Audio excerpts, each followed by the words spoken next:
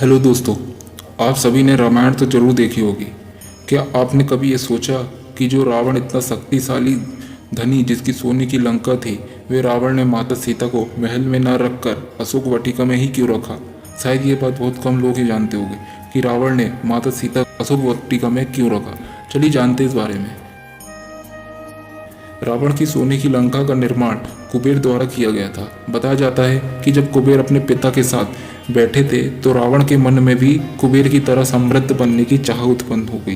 तब कुंभकर्ण, विभीषण और शूर्पणखा और रावण तपस्या में लगे हुए अपने भाइयों की सेवा करते थे। 1000 वर्ष तक कठोर तपस्या करते हुए रावण ने अपना शीश काटकर अग्नि में आहुति दे दी थी। इससे ब्रह्मा जी बहुत ही संतुष्ट हुए थे और उन्होंने स्वयं जाकर रावण को तपस्या करने से रोका था। तब भगवान ने कहा था कि मैं तुम्हारी तपस्या से बहुत प्रसन्न हूँ, वर मांगो और इस तप से निवृत्त हो जाओ। उन्होंने कहा था, अमृतत्व को छोड़कर जो इच्छा हो वह मांग लो, तुम्हारी हर इच्छा पूर्ण होगी। और तुमने जिस पद को प्राप्त करने के लिए अपने सर की आहुति दी थी वे भी तुम्हारे शरीर से जुड़ जाएंगे और तुम अपनी इच्छा अनुसार रूप भी धारण कर सकते हो। रावण ने कुबेर से युद्ध कर विजय प्राप्त की और कुबेर को बाहर कर दिया। रावण का यह महल सोने का था जो बहुत ही भव्य और विशाल था।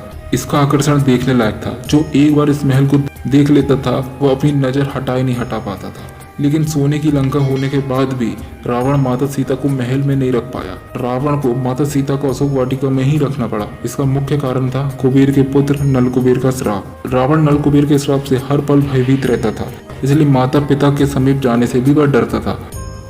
रावण जब विश्व विजय अभियान के लिए स्वर्ग गया था तो उसकी दृष्टि अप्सरा रंभा पर पड़ी थी। वह उसकी खूबसूरती पर मोहित हो गया था और उसे पकड़ लिया था। तब रंभा ने रावण को समझाया था कि वह नल कुबेर की पत्नी बनने वाली है, लेकिन रावण ने उसकी एक भी बात नहीं सुनी और उसे अपमानित करते हुए उसके साथ दुर्व्यवहार करने लग गया। जब नल कुबेर को इस बात का पता चला तो नल कुबेर क्रोध से भर गया, लेकिन रावण पंडित होने के साथ ही उनके पिता का भ्राता भी था। तब नल कुबेर ने रावण को श्राप दिया था कि यदि रावण किसी स्त्री को उसकी इच्छा के बिना छूने की कोशिश करेगा या महल में रखने का प्रयास करेगा तो वह अग्नि ज्वाला से भस्म हो जाएगा। यही कारण था कि रावण ने माता सीता को कैद करने के बाद भी उन्हें अपने महल में नहीं रखा और ना ही उन्हें स्पर्श किया। जिस प्रकार हम भगवान राम हनुमान जी से सीख सकते वैसे ही हमें रावण से भी सीखना चाहिए। रावण में कुछ बुराई थी तो कुछ अच्छाई भी थी। यदि आपको इस प्रकार के फैक्ट पसंद आ रहे हो तो कमेंट करके जरूर बताएं कि आगे भी ऐसे ही अमेजिंग फैक्ट ला सके। और अभी तक आपने चैनल को सब्सक्राइब नहीं किया हो तो सब्सक्राइब जरूर कर ले, जिससे ऐसे ही अलग के फैक्ट आपसे मिस ना हो। धन्यवाद।